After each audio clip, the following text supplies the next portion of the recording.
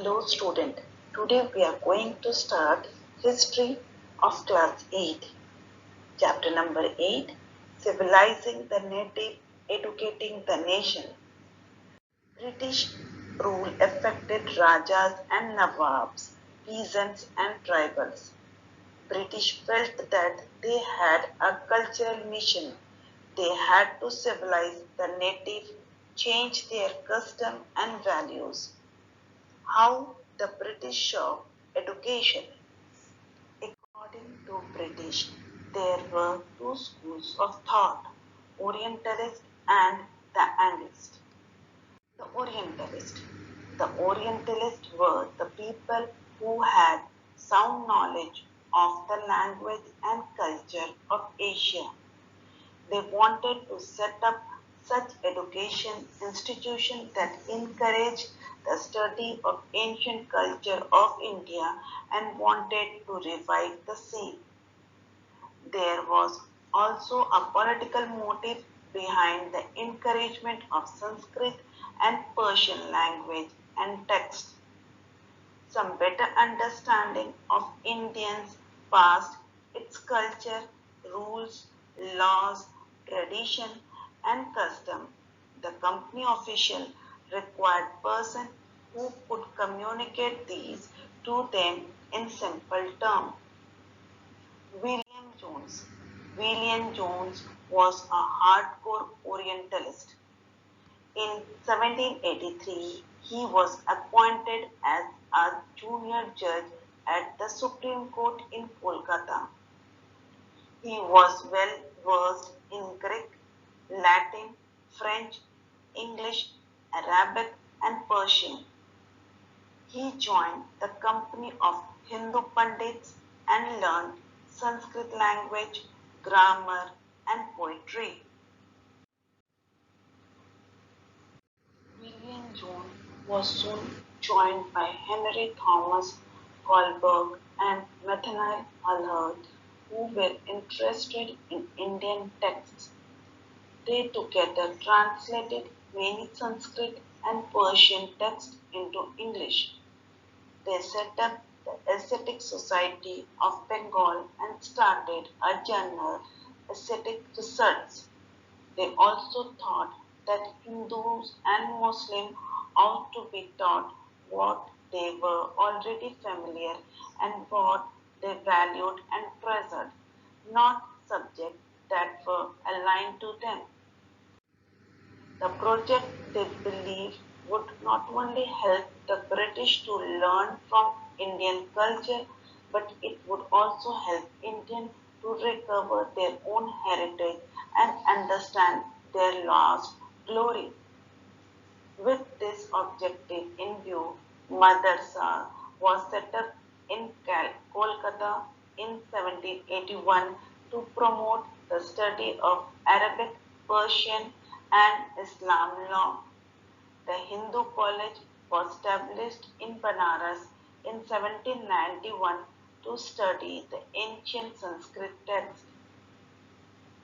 The analysts. The Orientalists were opposed by the analysts in the early 19th century. They emphasized upon the English language to be the medium of instruction in the educational institution. They regarded the knowledge of East as unscientific and the literature of East as light-hearted. John Mill and Thomas Babington Macaulay were the main supporters of English as well as the scientific knowledge.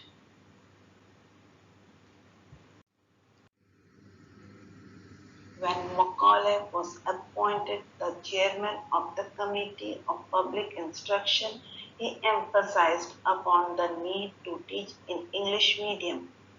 He laid stress on Western literature and science to be the important subject of study for all Indians.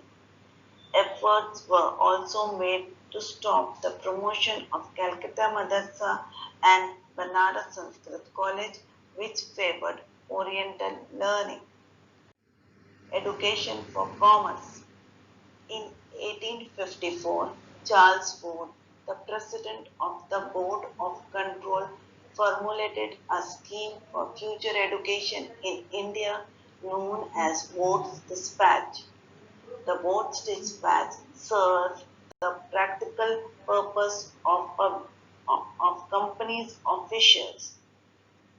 It was said that European learning would make Indians realize the importance of the trade and commerce. It was said that the European way of learning would inculcate the moral value among the Indians.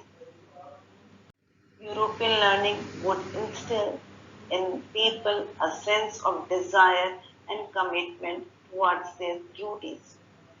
In 1857, while the sepoy rose in gold in Meerut and Delhi, universities were being established in Calcutta, Madras, and Mumbai.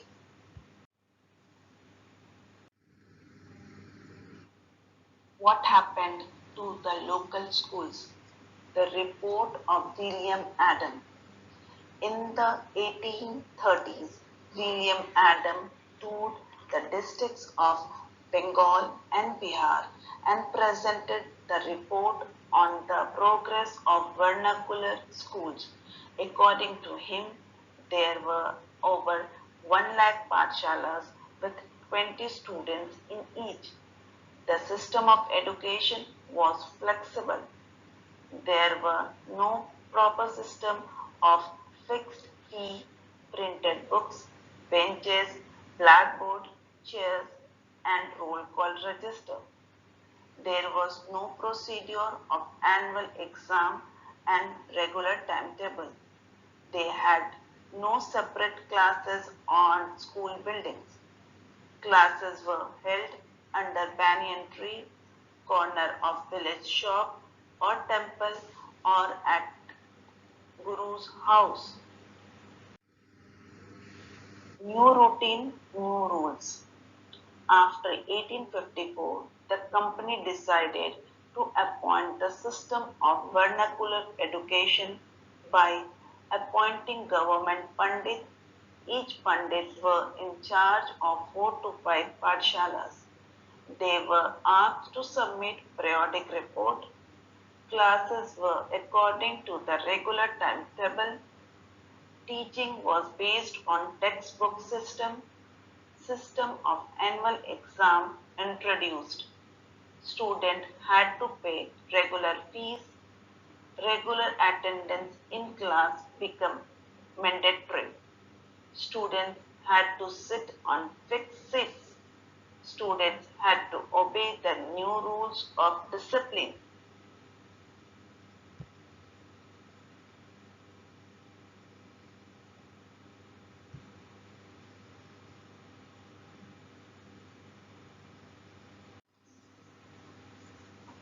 Drawback of modern education. The British succeeded in creating Indian society with European tastes to some extent. Parents often complained of children not following Indian tradition. The status of the English educated person differed from those who were taught in the vernacular. In the course of time, the social gulf between these two widened. Modern education neglected the mass. As it required regular payment of fee, it could not be afforded by the average Indian. It neglected the education of girls. No scientific or technical advancement was made in the field of education. The agenda for a national education. The high-spirited and educated intellectuals soon began to challenge the European system of education. They pointed out the inadequacies of the system and took upon themselves the task of development of education based on nationalism.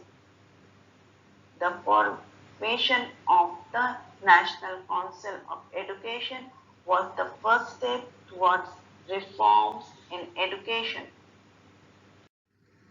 The Indian Association for the Cultivation of Science was formed by Madan Lal Sarkar. Later, the Indian Science Congress Association was set up. Raja Ram Mohan Roy, Swami Dayanand Saraswati, Pandit Ishwar Chand Vidyasagar, and many more were the leading reformers in the field of education. Mahatma Gandhi, he was against the westernization of Indian education. He urged that colonial education create a sense of inferiority in the mind of Indian. Western education neglected the rich Indian culture and traditions.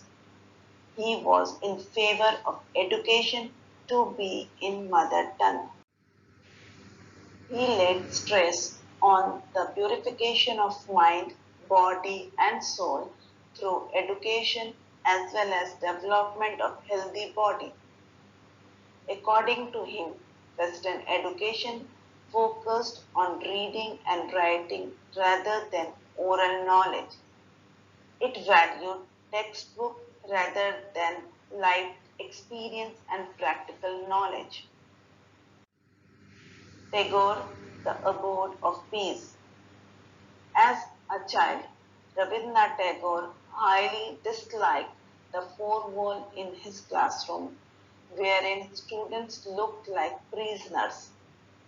When he grew up, he dreamed of setting up a school where students were not to sit in class or study a particular curriculum. He preferred a creative and natural environment for children. He wanted to combine element of modern Western civilization with what he saw as the best within Indian tradition. With this view in mind, Tagore set up his school called Santiniketan 100 kilometers away from Calcutta. Here, students study the peace and the harmony of nature. He believed that